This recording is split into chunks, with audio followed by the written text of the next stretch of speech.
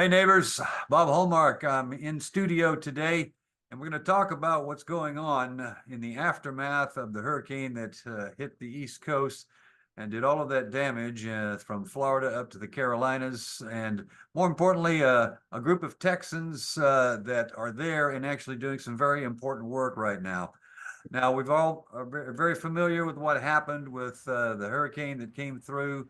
Uh, as we have seen many times before, the devastation that that can leave behind and the spirits of the people that are left behind by that can be something that is almost demoralizing. And that's where this next group comes in.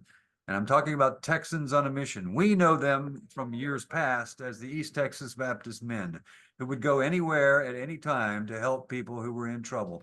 And joining us to talk a little bit about what they're doing right now is John Hall. Joins us from Texans on a Mission. John, welcome. And I guess tell us what your continuing mission is going on right now. No doubt. So we continue to deliver help, hope, and healing in the name of Christ to people who are in the midst of their most difficult days of their lives. And so that looks like a lot of different things in a lot of different situations. But right now, after the hurricane, we are working in Tennessee. We are working in North Carolina, providing thousands of meals a day, cleaning out flooded homes. And we're also providing chainsaw work, which I know East Texans are very familiar with what it's like when a bunch of trees fall. And so we're cutting and removing limbs and fallen trees.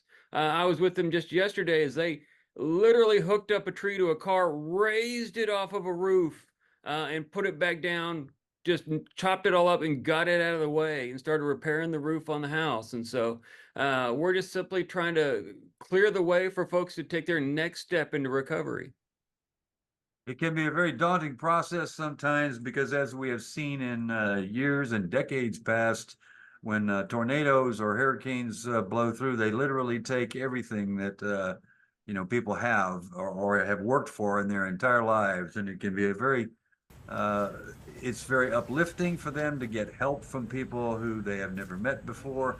But it can be very challenging too because you're there to try to make it better somehow when they've basically lost everything. Now, as we have seen the images of what's happened in Tennessee and the Carolinas, going all the way up into West Virginia, I understand.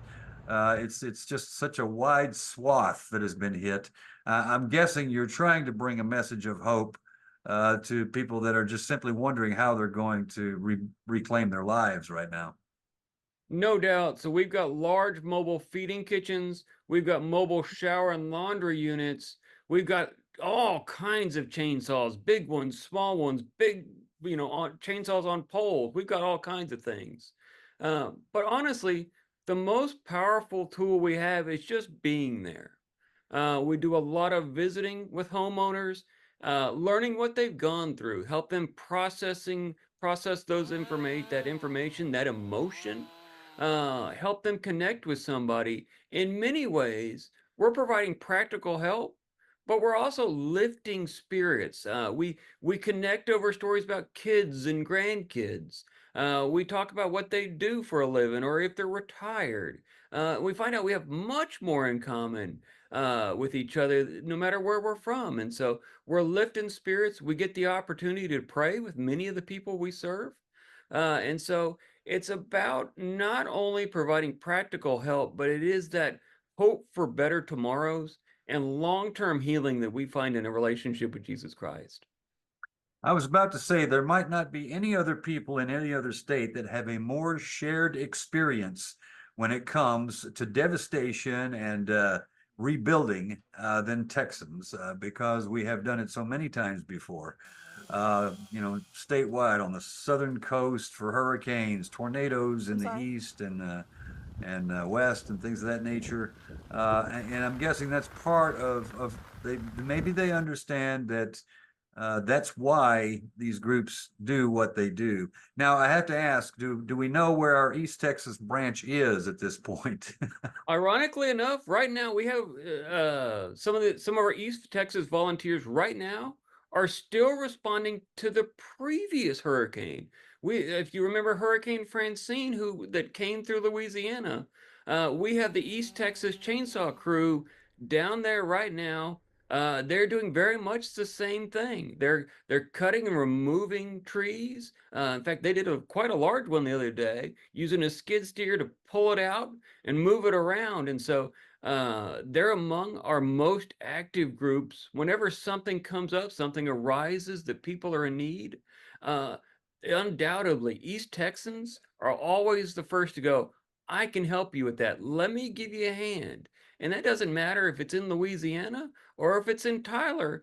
They're just simply here to help their neighbors no matter where they might be. Okay. I guess we'd like to know what our plan is at this point. We staying for the duration or staying until I guess the folks get back on their feet and get some federal assistance, that sort of thing?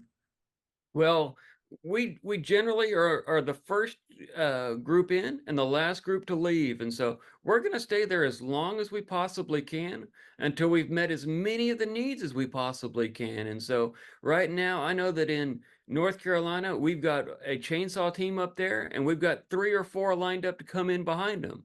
In Tennessee, we've got a feeding team there, and we've got multiple feeding teams behind them. And so we know that Hurricane Helene is a major, major storm. I understand it's the deadliest storm to ever hit the United States.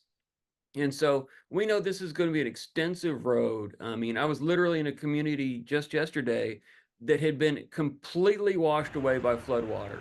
The core of that town is nothing but rubble at this point. And so we know that it's going to take a while, and we're committed to walking alongside folks as they seek to rebuild. Okay. And manifestly, in one of the simplest ways possible, you're letting them know they don't have to go through it alone. No doubt. I mean, when your life is turned upside down in a matter of minutes or hours, you ask a lot of questions. Why did this happen? What's going on? What do I do? Many of these people have never experienced a hurricane.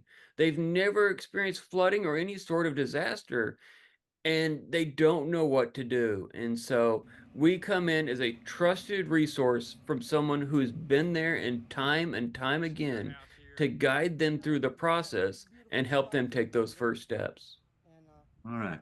John, thank you for the work that you and your organization does. It does not go on unnoticed. And thanks for being here today. Appreciate it. Thank you. All right. John Hall with Texans on a Mission, and we will have much more on this story tonight on KLTV 7 News. For KLTV Web Extra, I'm Bob Hallmark.